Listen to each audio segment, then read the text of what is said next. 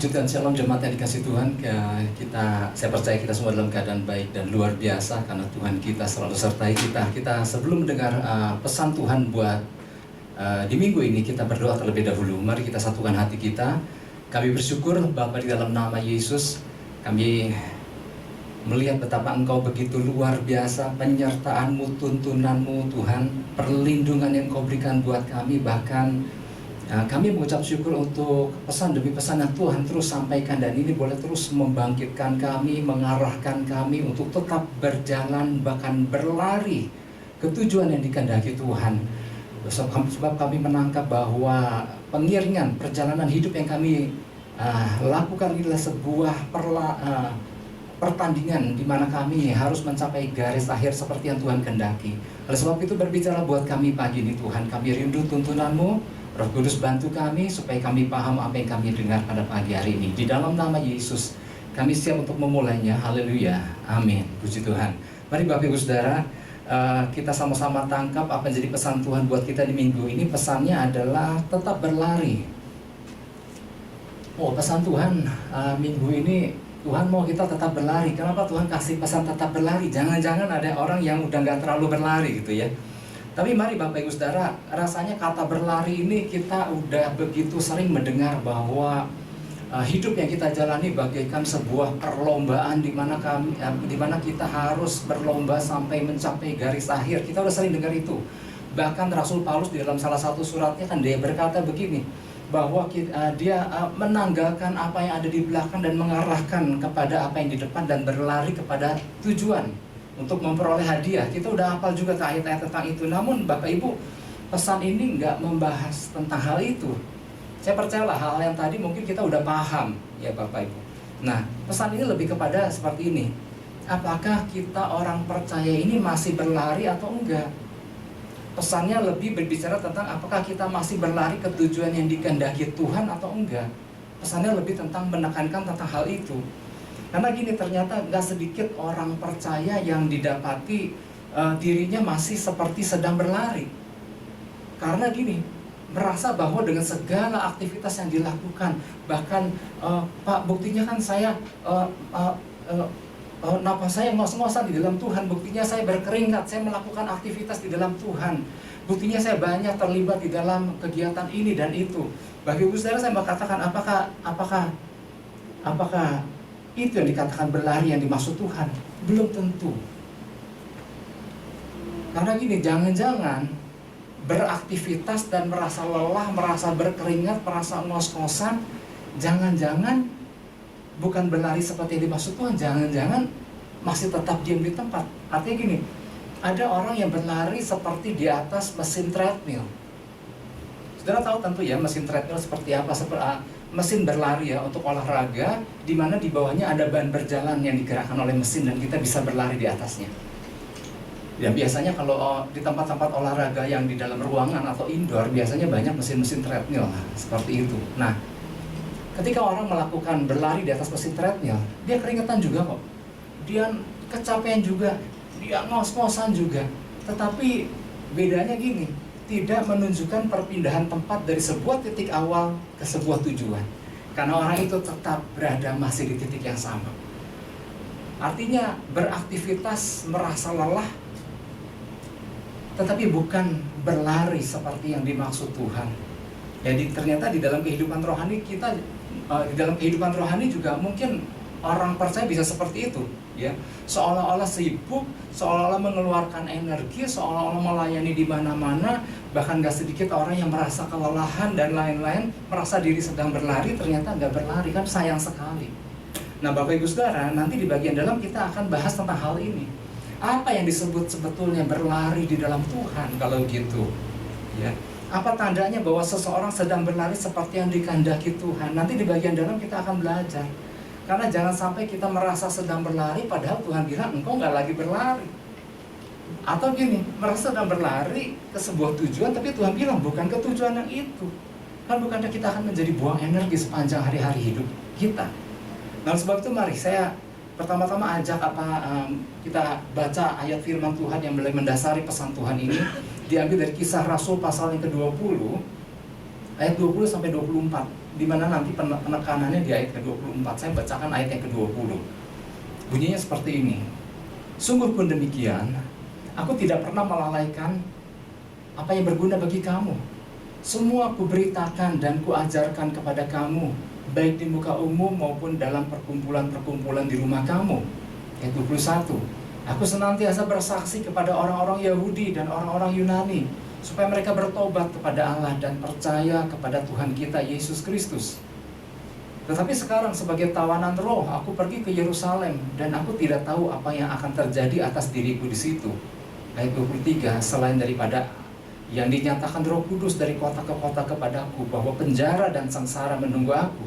Ayat 24, nah ini penekanannya.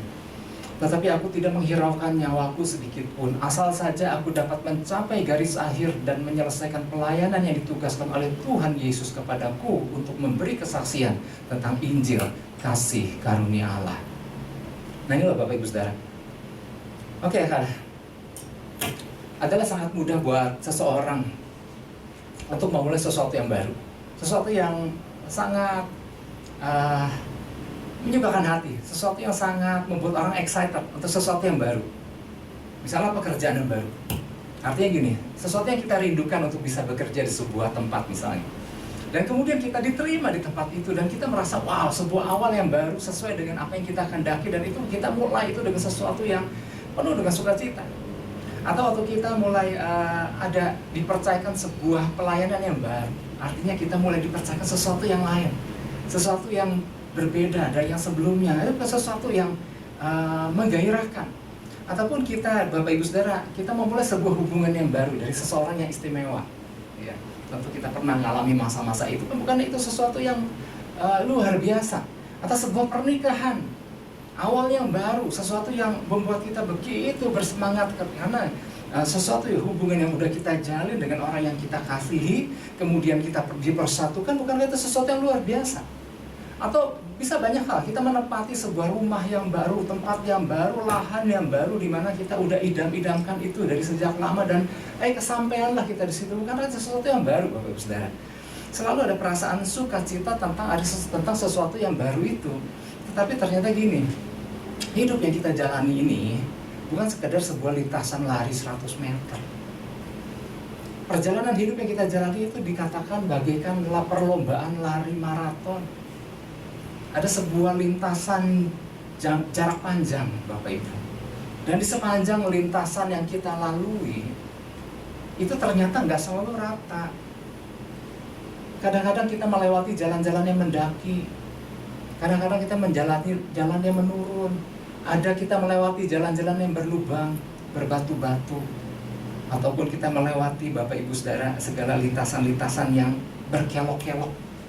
Nah, Bapak Ibu Saudara, kuncinya adalah bukan bisa memulai sesuatu dengan baik, tetapi apakah kita bisa menjalaninya dan apakah kita bisa mengakhirinya dengan baik. Kuncinya kan di situ. Orang mudah untuk memulai segala sesuatu, tetapi menjalani dan mengakhirinya. Nah ini Bapak Ibu Saudara, ini juga berbicara buat kita. Orang-orang seringkali dikatakan seperti yang tadi saya sampaikan, bergairah untuk sesuatu yang baru, sebuah pengalaman yang mungkin belum pernah dialami sebelumnya. Nah, tapi seiring dengan berjalannya waktu, tantangan mulai mewarnai perjalanan kita itu, halangan, rintangan, segala problema mulai mewarnai. Dan seringkali nggak jarang juga kita melihat bahwa banyak hal yang terjadi di luar keinginan kita. Nah, Bapak Ibu Saudara, maka seiring dengan waktu yang berjalan menghadapi tantangan seperti itu, seringkali yang namanya kaki yang berlari mulai terasa seperti lebih berat dibandingkan dengan awal memulai. Demikian pula di dalam kehidupan rohani, dalam mengiring Tuhan. Semangat awal yang tadinya menggebu-gebu, tapi kemudian ketika berbenturan dengan berbagai masalah, ketika kita melihat harapan kita kok sesuatu nggak terjadi sesuai dengan keinginan kita, ketika kita melihat berbagai persoalan-persoalan yang mungkin mendera kita, ditambah lagi mungkin ada orang-orang di sekeliling kita yang nggak terlalu mendukung juga. Nah, Bapak Ibu Saudara, Nah, semangat itu lambat laun mulai terdegradasi. Semangat awalnya menggebu-gebu itu lama-lama mulai memberat. Nah, Bapak Ibu Saudara, padahal kita ingat, apakah itu harus kita berhenti? Enggak. Kita harus tahu bahwa kehidupan ini harus terus berlangsung. Bukankah Tuhan juga punya sebuah rencana baik yang sudah Dia siapkan jauh sebelumnya buat kita? Nah, yang Tuhan inginkan adalah dia terus berlari di tengah tantangan apapun yang kita hadapi. Bukan cuma mengawali aja, tapi berlarilah, terus berlari dan akhiri dengan baik sampai ke tujuan yang Tuhan kehendaki. Itu kan intinya di situ. Nah, oke, kembali kepada pokok pesan tentang tadi kisah Rasul Paulus. Sedikit latar belakang, karena kan tadi nggak dibaca semua. Kalau kita baca satu perikop itu, Bapak Ibu Saudara, Rasul Paulus itu sebetulnya, apalagi kalau kita lihat di kisah Rasul ini udah mulai pasal 20. Ini kan sebetulnya Rasul Paulus sedang ada dalam perjalanan menuju Yerusalem. Dan kita tahu kan, Yerusalem adalah akhir dari perjalanan daripada Rasul Paulus. Akhir hidupnya di situ. Dengan sesuatu yang peristiwa kematian. Nah, di dalam perjalanannya menuju ke Yerusalem, ia berhenti di sebuah tempat yang bernama Miletus, sebuah kota yang bernama Miletus, nggak terlalu jauh dari Efesus. Nah, ketika dia sampai di Miletus, dia teringat akan jemaat yang dia dirikan di Efesus. Tetapi untuk dia ke Efesus, waktunya udah nggak terlalu banyak. Maka apa yang dia lakukan? Dia menyuruh seseorang untuk pergi ke Efesus untuk kasih tahu para penatua jemaat di sana untuk datang ke Miletus, karena aku ada beberapa pesan yang harus aku sampaikan kepada mereka. Dan singkat cerita, para penatua Efesus itu datang. Ya, Rasul Paulus menyadari bahwa mungkin pertemuannya ini dengan para penatua di Efesus itu mungkin pertemuan yang terakhir. Ia hanya ingin memberikan nasihat sekaligus semangat kepada jemaat Efesus untuk bergairah dan tetap berlari, selesaikan pertandingan sampai ke garis akhir seperti dirinya. Nah, Rasul Paulus tidak menghendaki adanya sebuah kelambatan atau stagnasi terjadi pada para penatua Efesus maupun jemaat Tuhan di Efesus. Ya, dia ingin semua seperti yang dia inginkan untuk dirinya sendiri. Dia ingin semuanya bisa berlari sampai ke tempat tujuan dan akhiri dengan baik. Dan seperti yang dia tadi bagikan di dalam kisah Rasul 20 ayat 20 sampai 24 itu, Bapak Ibu Saudara, itu kan sebetulnya adalah rahasia-rahasia Rasul Paulus kenapa dia begitu kuat untuk sampai bisa terus berlari sampai mencapai garis akhir di tengah tantangan yang terjadi. Dia tahu apa yang dia harus lakukan untuk dia tetap kuat sampai ke tujuan. Nah, dia tidak menganggap kehidupannya sendiri adalah sesuatu yang berharga bagi dirinya sendiri untuk bisa menyelesaikan, tapi dia ingin semua orang percaya untuk bisa juga menyelesaikan seperti dirinya, menyelesaikan sampai ke garis akhir. Nah, inilah jadi pesan Tuhan. Ini jadi pesan Tuhan buat kita di minggu ini. Tuhan bilang begini, Bapak Ibu, gak sedikit orang percaya hari-hari ini dapati kecepatannya melambat. Ini sebenarnya halus banget ya. Jangan-jangan mobil yang berhenti gitu ya, tetapi nggak terlalu tega juga ini. Tapi maksudnya gini, saya nangkap gini, nggak sedikit orang percaya hari-hari dapati kecepatannya melambat, nggak berlari seperti yang dikehendaki Tuhan. Memang penyebabnya bisa macam-macam. Bisa aja ketika fokus seseorang sudah nggak tertuju lagi dengan apa yang Tuhan mau ia lakukan, tapi lebih tertuju kepada apa yang ia mau lakukan bagi dirinya sendiri. Ini pun berpengaruh sekali dengan kecepatan berlari, Bapak Ibu Saudara, fokus seseorang. Ataupun penyebabnya bisa gini, membiarkan berada di sebuah zona nyaman, membiarkan dirinya berada di sebuah zona nyaman. Nah, yang disebut zona nyaman itu bukan selalu dimaknai dengan hidup enak, semua tercukupi, nggak ada masalah. Ya, kadang-kadang ada orang nyaman di tengah suasana, di tengah kondisi seperti itu, tapi yang namanya zona nyaman, saya pernah juga sampaikan. Ketika orang ada dalam sebuah penderitaan, ada sebuah tantangan dan problema yang terus mendera, lama-lama orang nyaman loh di situ. Udahlah Pak, saya udah cukup senang gini juga gitu ya. Kadang-kadang kan saya pernah cerita kalau nggak salah bahwa saya pernah melayani seseorang yang rasanya ditimpa dengan berbagai problema dan sebetulnya ada jalan keluar. Sebetulnya Tuhan banyak buka jalan sama dia dan orang-orang sekelilingnya siap untuk tolong dia. Tetapi masalahnya gini, dia nggak terlalu mau ditolong. Udahlah Pak, gini juga udah seneng katanya. Artinya ada orang-orang yang merasa nyaman di tengah situasi yang gak seharusnya dia ada gitu. Nah kemudian gini, tadi yang pertama kan gini, Tuhan melihat gak sedikit orang-orang percaya yang didapati kecepatannya melambat atau berlari gak seperti yang dikehendaki Tuhan. Tapi ada satu hal lagi, ada pesan selanjutnya bilang begini, sementara hal tadi berlangsung, ternyata gak sedikit juga ada orang-orang percaya lain yang sedang berlari dengan bersemangat ke tujuan Tuhan. Nah orang-orang seperti inilah yang apabila dia terus menjaga kecepatannya dan menjaga arahnya dengan baik, maka dia akan sampai ke tujuannya Tuhan, ke garis akhir. Nah jadi orang-orang ini bukan hanya suatu saat dia bisa menyusul orang-orang percaya yang melambat itu, tetapi dia juga kalau dia bisa jaga kecepatan dan arah berlarian dengan benar seperti yang Tuhan kehendaki, dia bisa sampai ke garis akhir. Makanya ada istilah kan, yang terdahulu menjadi terkemudian, yang terkemudian menjadi terdahulu. Kenapa bisa ada orang yang bisa menjadi terkemudian? Karena gini, ternyata merasa diri sedang berlari, padahal Tuhan bilang, engkau udah gak terlalu berlari. Nah ini bukannya menjadi suatu peringatan buat setiap kita, Bapak Ibu ya. Mungkin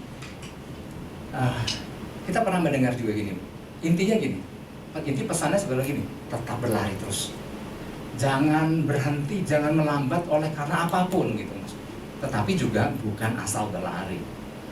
Nah Bapak Ibu Saudara, mungkin kita pernah mendengar sebuah istilah, sebuah statement lah begini, hidup ini bagaikan mengayuh sepeda.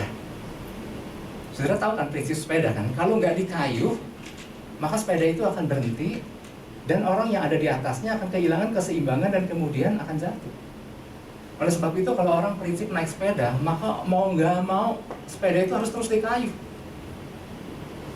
Nah ternyata ini punya makna kan, punya makna yang dalam ya, kalau kita kaitkan dengan makna rohani, ternyata ada betulnya juga ya, bahwa hidup ini harus terus bergerak maju.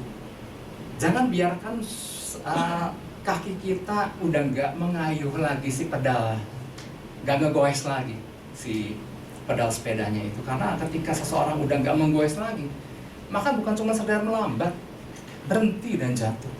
Ya, mungkin kita pernah belajar lah dulu masa-masa belajar naik sepeda. Maka sepeda itu untuk jaga keseimbangan, untuk bisa terus berjalan, maka mau nggak mau harus digerakkan, harus dikayuh. Ya. Makanya kalau ada orang pernah bilang, kok anak Tuhan itu kok bisa jatuh? Kok ada hamba Tuhan itu bisa jatuh? Nah saya mau katakan bahwa nggak ada orang jatuh tiba-tiba. Orang bisa jatuh, ada penyebabnya. Penyebabnya adalah jangan-jangan mungkin udah nggak terlalu ngayuh lagi, mungkin kakinya udah nggak menggoes pedal sepedanya lagi, maka ada waktu di mana saatnya jatuh. Jadi nggak ada orang tiba-tiba jatuh. Kalau dia berlari ke arah yang benar dengan kecepatan yang tepat, maka nggak pernah jatuh harusnya. Bapak Ibu Saudara, sama di dunia bisnis juga begitu. Perusahaan-perusahaan yang merasa mapan, merasa nyaman dengan keadaannya. Kita di beberapa kelas pengajaran kan kita pernah belajar bahwa ada merek-merek tertentu yang dulunya begitu maju, tetapi kemudian dia merasa nyaman dengan sebuah kemajuan dan penggunanya yang begitu banyak. Tiba-tiba suatu hari dia tersalib, tersusul maksudnya, oleh merek lain yang awalnya nggak terkenal. Tapi karena dia merek lain ini begitu terus berinovasi, terus mengejar, terus melakukan riset, dan akhirnya dia menyusul menjadi penjualan yang tertinggi, Bapak Ibu Saudara. Ini dimulai dengan apa? Kemunduran itu nggak terjadi pada saat orang melangkah mundur. Jadi orang namanya orang tersusul itu bukan waktu dia melangkah mundur, waktu dia melambat. Sama di dalam kehidupan rohani juga gitu. Waktu kita diam saja, atau merasa terlalu nyaman dengan keadaan, atau sibuk dengan urusan diri sendiri, Bapak Ibu Saudara, maka sebetulnya tinggal nunggu waktu kok berhenti dan jatuh. Sebetulnya kalau kita paham tentang Tuhan dan perbuatannya, sebetulnya waktu Tuhan izinkan kita ngalami masalah, sebetulnya kan cara Tuhan sebetulnya untuk membuat kita tetap berlari. Oleh sebab itu waktu kita menghadapi tantangan dan masalah, sebetulnya inilah saat dimana waktunya kita terus cari Tuhan. Waktu kita menghadapi problema, inilah saat dimana kita minta tuntunan Tuhan. Waktu kita ngalami mungkin berbagai apapun, ya, halangan-halangan di dalam perjalanan kita, inilah waktunya kita mencari wajah Tuhan. Kita dengar suara itu, cari kehendaknya, kejar kedewasaan. Karena dengan demikian Bapak Ibu Saudara, kita menjadi orang-orang yang cakap di tengah perubahan demi perubahan yang terjadi dengan terus bisa berlari. Nah, ada pertanyaan gini, kita kan kenal tentang tokoh Daud kan. Bapak Ibu tentu ingat Daud. Di mana Daud tumbuh menjadi dewasa? Di mana Daud menjadi lebih kenal Tuhan dibanding hari-hari sebelumnya? Kapan? Apakah waktu dia diam di rumah bersama orang tuanya, duduk manis bersama-sama dengan orang tuanya? Oh enggak.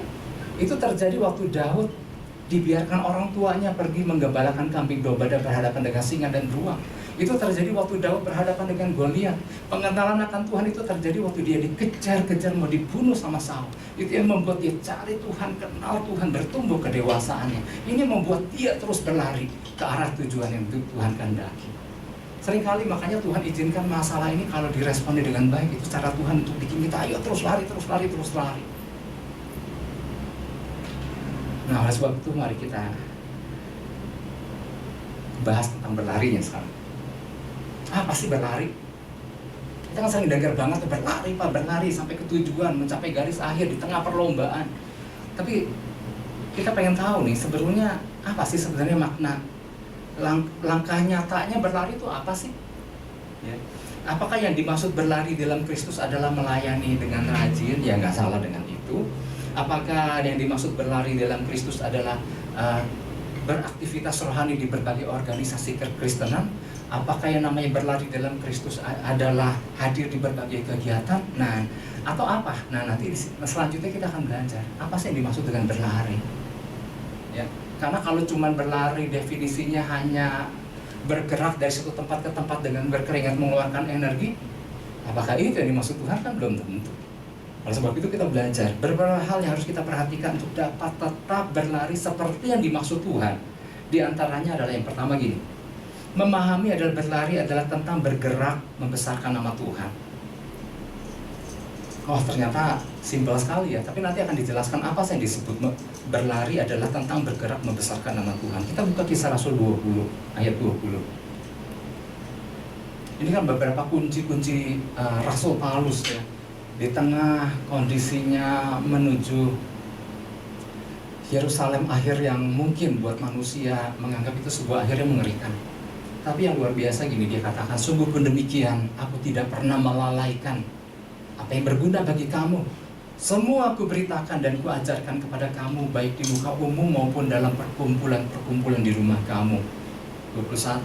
Aku senantiasa bersaksi kepada orang-orang Yahudi dan orang-orang Yunani, supaya mereka bertobat kepada Allah dan percaya kepada Tuhan kita Yesus Kristus. Kalau ada yang ayat 27 kita lompat sedikit, saya ambil cuplikan-cuplikannya, tapi kalau kita baca semua ya kuncinya banyak banget. Ya, ayat 27 bilang gini, sebab aku tidak lalai, lagi-lagi dia bilang aku tidak lalai memberitakan seluruh maksud Allah kepadamu. Nah Bapak Ibu Saudara, pemahaman tentang berlari ke arah tujuan Tuhan seringkali kan suka dimaknai secara sempit oleh sebagian orang percaya. Ya nggak salah sih kalau kita sebagai orang percaya kemudian dipercayakan tugas pelayanan di sebuah wadah yang Tuhan tempatkan di mana kita berada. Karena Bapak Ibu Saudara itu bagus, karena itu sebuah tanggung jawab juga yang harus kita lakukan dengan baik. Karena salah satu penilaian Tuhan kan dia menilai apakah waktu kita ada di dalam sebuah penundukan, apa kita bisa belajar untuk taat dan tunduk pada otoritas yang Tuhan percayakan di atas, kan salah satu penilaian Tuhan kan di situ. Tetapi gini Bapak Ibu Saudara, waktu dibukakan lebih lanjut tentang apa sih yang dimaksud dengan berlari ke arah tujuan Tuhan, ternyata adalah gini, ada tanggung jawab yang lebih besar daripada sekedar semata-mata kita melayani dan punya jabatan di sebuah wadah. Ya adalah nggak salah tentang itu, tapi ternyata ada makna yang lebih besar, yaitu adalah gini, bukankah Rasul Paulus juga adalah seorang dengan segudang jabatan? Kalau kita pernah dengar ada 5 jawatan, di mana gereja-gereja rindu karena 5 jawatan itu ada melengkapi mereka. Rasul Paulus itu punya semuanya. rasul juga, nabi juga, penginjil juga, gembala juga, pengajar juga. Artinya belum lagi jabatan-jabatan lain yang dipercayakan oleh banyak institusi mungkin kepada dia. Tetapi yang dimaksud berlari adalah bukan cuma sekedar menyandang berbagai jabatan-jabatan itu, Bapak Ibu Saudara. Tapi ternyata gini Bapak Ibu Saudara, kalau kita lihat tadi ayat demi ayat, ternyata Bapak Ibu nggak ada kata lelah buat Rasul Paulus untuk memberitakan. Kalau kita baca ayat 20, nggak pernah melalaikan apa yang menjadi maksud Tuhan, nggak pernah melalaikan apa yang berguna bagi kamu. Dia mengajar, dia bersaksi ya kepada orang Yunani, orang Yahudi. Dia bersaksi supaya mereka bertobat dan mereka kenal Kristus. Oh ternyata gini, yang namanya berlari di dalam Tuhan bukan cuma sekedar memiliki jabatan, menyandang jabatan, tetapi melakukan apa yang Tuhan ingin dia lakukan supaya nama Tuhan dibesarkan lewat kehidupannya. Nah di sini kita mulai melihat, oh ternyata makna berlari adalah seperti itu, berlari di dalam Tuhan. Dan ini kan gak henti-hentinya Rasul Paulus, gak ada capek-capeknya dia lakukan itu di tengah sebetulnya belenggu sedang menanti dia. Wow, ini sesuatu yang harus kita tangkap dan kita pelajari. Wow, ada orang seperti ini ya. Atau dalam arti kata lain, berlari yang dimaksud Tuhan adalah tentang bergerak membesarkan nama Tuhan. Kadang-kadang ada orang berlari tapi bergerak membesarkan nama sendiri, tanpa disadari bagaimana caranya supaya aku dikenal ya gitu ya. Nah ini kadang-kadang orang sibuk bagaimana mempromosikan diri, mempromosikan institusinya, mempromosikan gerejanya. Tapi apakah di situ Tuhan dibesarkan? Nah seringkali ada orang yang kesibukan tentang perkara-perkara yang lain di luar Tuhan. Tapi Tuhan mau ketika yang disebut berlari seperti yang Tuhan inginkan adalah waktu kita bergerak membesarkan nama Tuhan. Jadi sebenarnya gini, indikator seorang sedang berlari itu jelas. Apakah dia sedang menangkap maksud Tuhan dan memberitakan maksud Tuhan itu? Apakah dia sedang bersaksi? Apakah dia sedang membuat orang kenal Tuhan? Apakah membuat orang bertobat dan menerima Yesus? Nah sebab itu mari Bapak Ibu Saudara, jadi sederhananya gini. Yang dimaksud dengan berlari adalah begini, secara sederhana. Waktu kita tangkap maksud Tuhan dan memberitakan maksud Tuhan itu kepada orang-orang sekeliling kita, nggak usah bicara lingkup besar. Apakah kita membagikan maksud Tuhan di dalam kehidupan keluarga, Bapak Ibu Saudara, rumah tangga, kita kumpul sama-sama hari-hari ini? Artinya gini, sebetulnya ini lagi ajarkan kita back to basic lagi. Sama kan, soal corona kita diajarkan back to basic. Soal berlari sebetulnya kita diajarkan back to basic lagi. Apa sih yang salah lagi dibahas oleh banyak anggota keluarga di banyak rumah-rumah tangga? Apalagi ya? Kita lakukan apa lagi nih? Untuk kemajuan kamu, nak, untuk kemajuan kamu, Pak, untuk ini, ya apa yang harus kita lakukan? Yuk kita rencanakan begini. Semua tentang hal-hal yang umum dilakukan oleh orang-orang yang memang di luar Kristus juga lakukan itu. Karena semua orang juga pengen maju kok. Yuk kita rencanain apa lagi? Yuk kita bikin apa lagi? Seperti itu. Nggak salah dengan itu. Tetapi lupa, back to basic.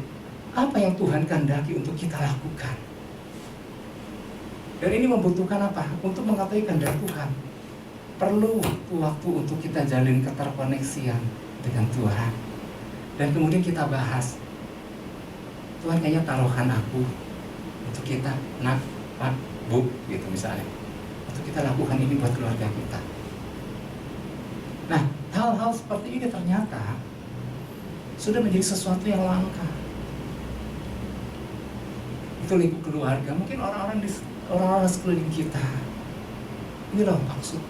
Makanya kan di dalam ayat 20 juga dikatakan, aku tidak lalai memberitakan semua maksud Allah, semua kehendak Allah, semua yang Tuhan inginkan buat kita. Tapi kita lupa itu. Nah, yang berlari yang selanjutnya secara sederhana adalah gini, membuat orang kembali dekat dan bergairah sama Tuhan.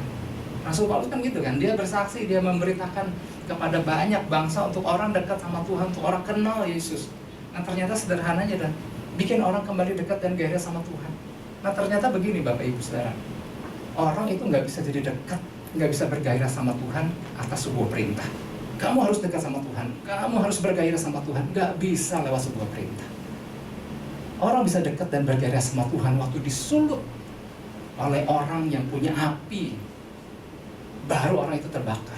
Oleh sebab itu kuncinya adalah dari pihak kita atau siapapun yang tangkap ini, kita harus terbakar terlebih dahulu baru kita bisa bakar orang lain. Orang gak bisa terbakar karena kita perintahkan. Orang gak bisa cinta Yesus kalau kita perintahkan untuk cinta Yesus. Kalau gak kita ajarkan, kalau gak kita sentuh orang-orang dengan kasih Kristus. Makanya Rasul Paulus kan pernah ngajarkan kan, beberapa waktu yang lalu, beberapa bulan lalu, jangan hendaknya kerajinanmu kendor, biarlah rohmu menyala-nyala adalah Tuhan. Biarlah rohmu, kata biarlah roh menyala-nyala ternyata adalah di dalam bahasa aslinya biarlah mendidih seperti air mendidih. Nah ternyata ungkapan air mendidih ini adalah lagi menceritakan bahwa gini, sifat air mendidih ini maunya ingin menularkan panasnya kepada benda-benda sekelilingnya yang panasnya lebih rendah daripada dirinya. Maka air mendidih itu akan mengalirkan panasnya ke panci. Makanya panci yang gak panas jadi ikut panas. Kalau dituangkan ke gelas, gelas jadi panas. Nah jadi Tuhan mau membiarkan orang untuk dekat sama Tuhan. Gairah Tuhan dimulai waktu ada gairah itu dari kita, dan kita bakar orang lain istilahnya. Jadi jangan bakar orang lain pakai korek api, bakar orang lain dengan panas yang ada di dalam diri kita. Itu yang kedua, tentang apa yang disebut berlari. Yang ketiga, ternyata apa yang membuat Rasul Paulus kan tetap terbakar waktu dia terus bersaksi.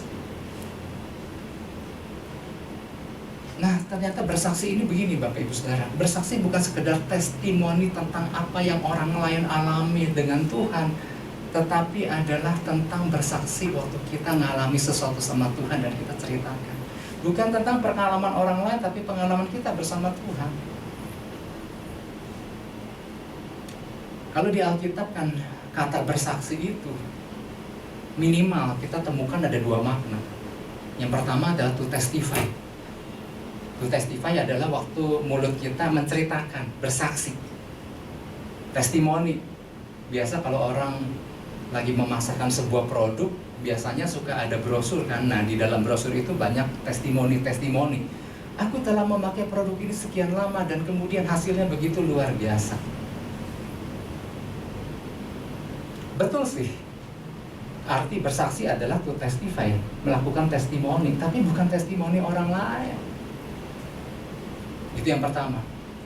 Yang kedua, arti bersaksi adalah to be a witness, menjadi saksi atas sebuah kejadian.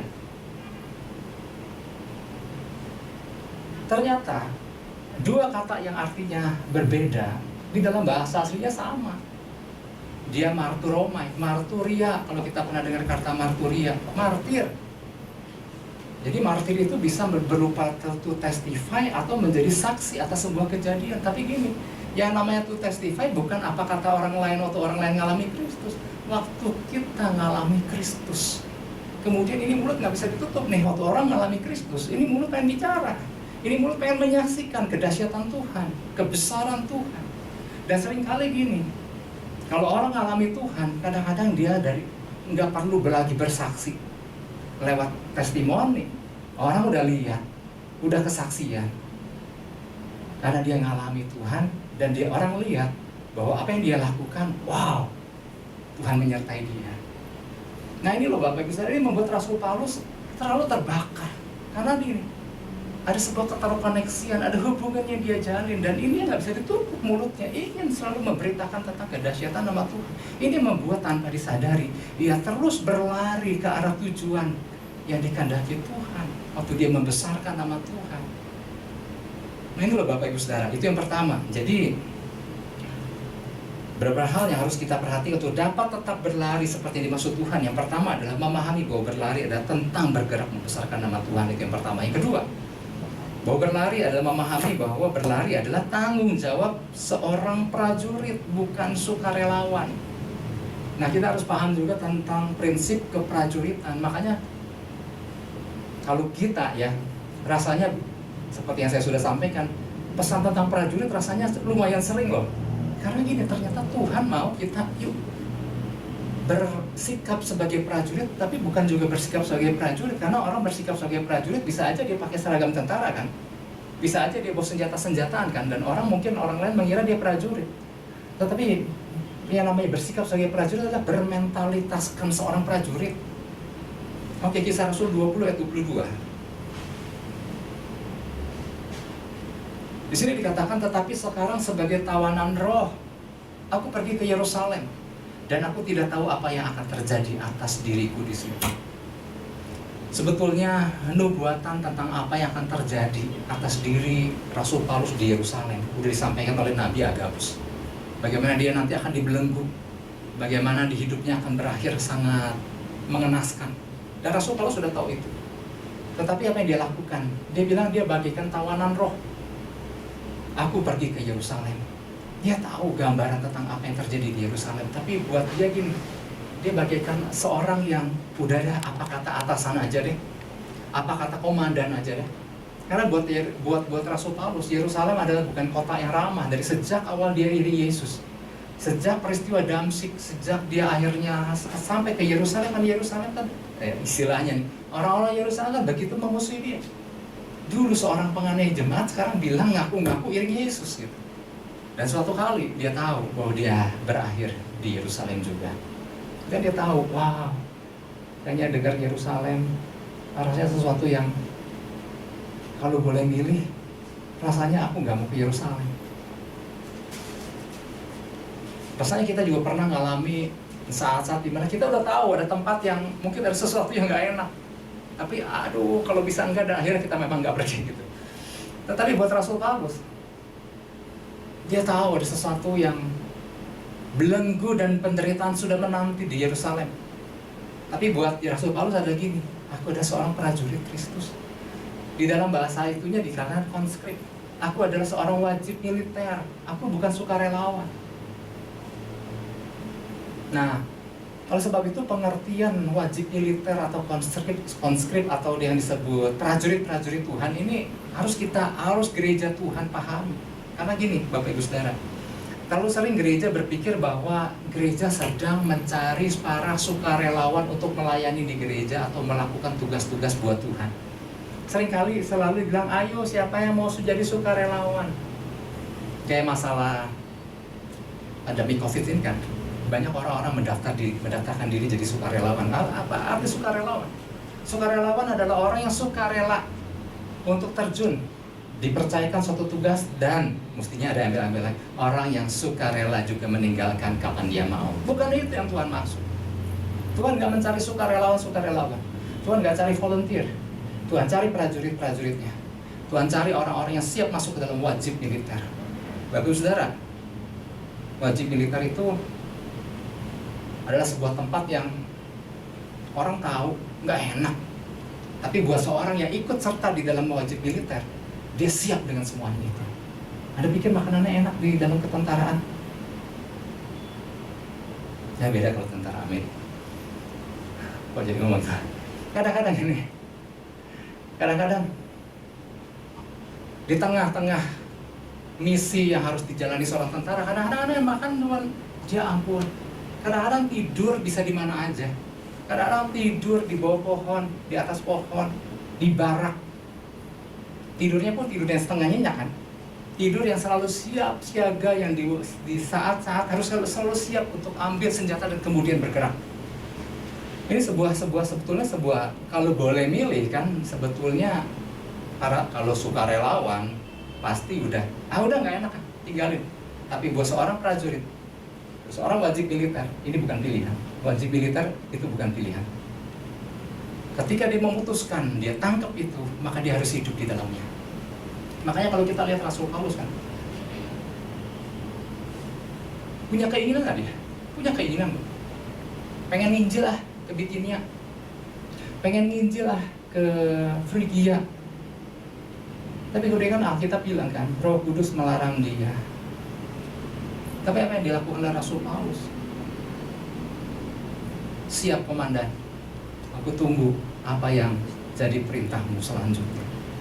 Kemudian datanglah pesan Tuhan, Makedonia. Siap komandan, Makedonia.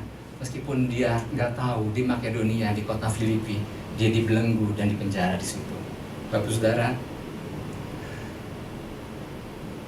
kita nggak punya pilihan kalau kita memiliki cara pandang bahwa kita adalah seorang prajurit-prajurit Tuhan. Kita hanya tunduk pada sang komandan. Jadi kalau kita ngerti prinsip ini, kita udah dibeli sebetulnya sama Yesus lewat kematiannya. Kita dibeli dan dibayar lunas oleh darahnya. Kita udah milik dia. Kita dikatakan kita adalah budaknya. Nah, budak atau doulos itu adalah orang yang nggak punya pilihan kecuali melakukan apa yang Tuhan yang perintahkan. Makanya di dalam Lukas 17 ayat 10, Yesus pernah ajari murid-muridnya.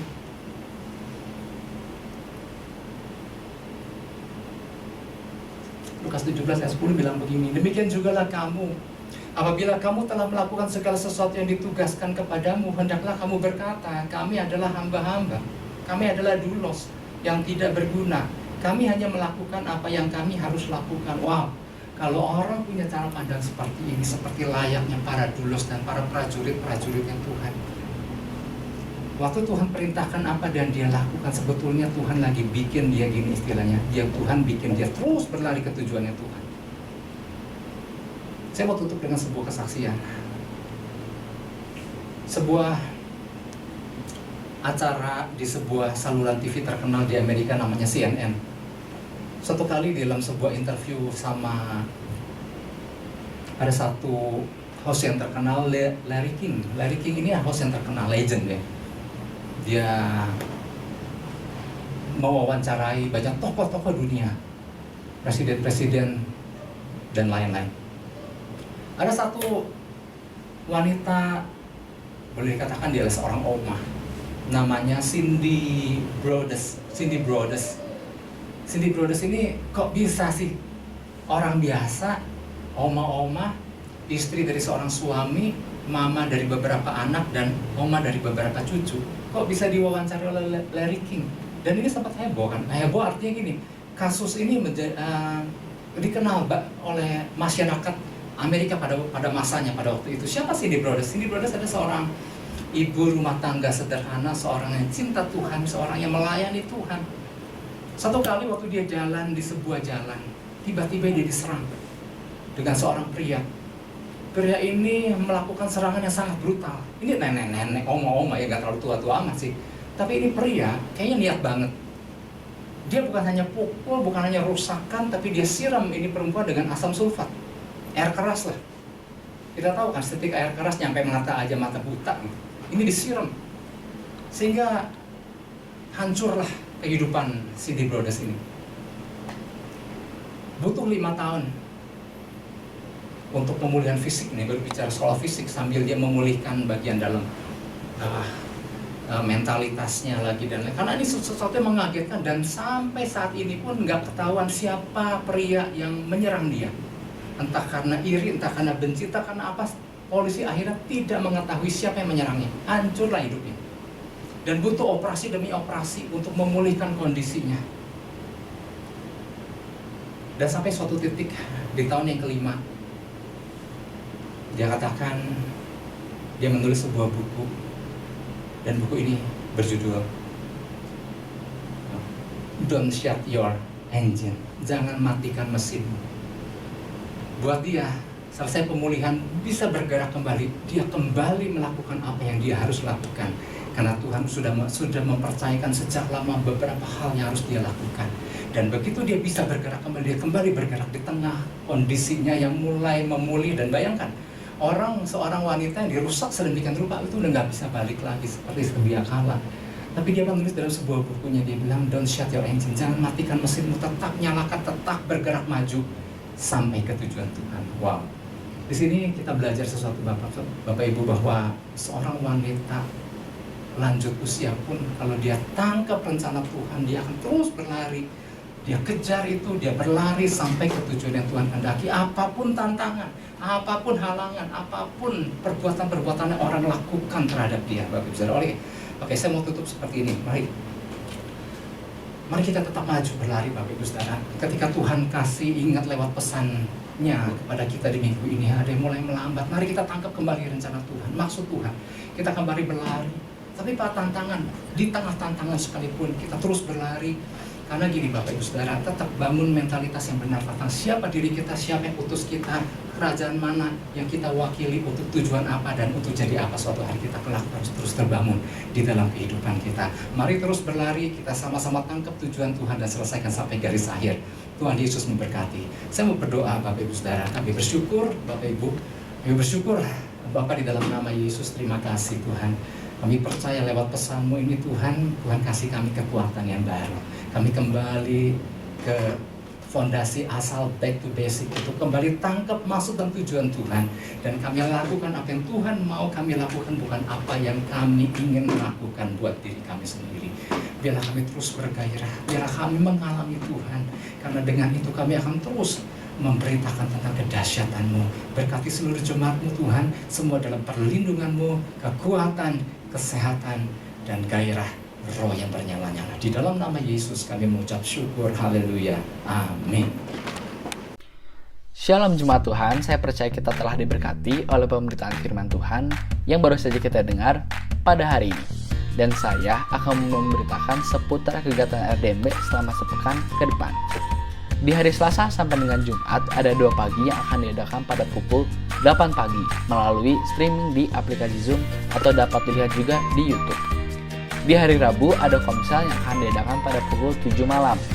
Dan khusus untuk Komsel Youth akan diadakan pada pukul 7:30 malam melalui aplikasi Google Hangouts. Di hari Minggu ada ibadah raya yang akan diadakan pada pukul 9 pagi melalui streaming di YouTube. Setelah ibadah raya pagi ini selesai, jangan kemana-mana dulu ya.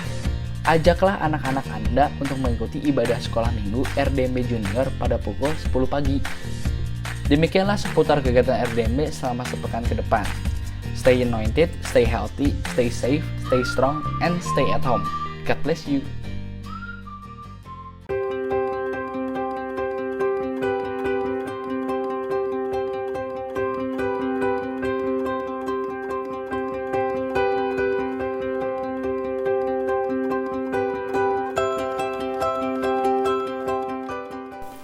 RDMB Marketplace, media untuk mengiklankan bidang usaha jemaat RDMB. Media dapat diakses melalui www.rdmb.org kategori Marketplace. Bagi jemaat yang ingin mengiklankan bidang usahanya, dapat meminta form pendaftaran ke Sekretariat RDMB di nomor di bawah ini. Halo semuanya. Nah, walaupun sementara ini ibadah akan dilakukan online, kita tetap bisa memberikan persembahan loh untuk gereja kita. Caranya gimana sih? Kita tinggal buka aplikasi-aplikasi e-money yang ada di handphone kita, seperti GoPay, OVO, Dana, atau bahkan bisa juga lewat BCA m-Banking. Caranya, kalian tinggal buka aplikasi tersebut, kemudian scan QR code di sini. Nah, nanti setelah kalian scan QR code di sini, nanti akan keluar tulisan GBI Pastor. Nah, setelah keluar tulisan tersebut, kalian tinggal masukkan nominal persembahan yang kalian ingin berikan, kemudian kirim deh. Simple banget kan? Nah, kalau kalian gak mau scan QR code, bisa juga transfer BCA ke nomor rekening di bawah ini. Nah, gitu deh caranya. Selamat memberi, Tuhan Yesus memberkati.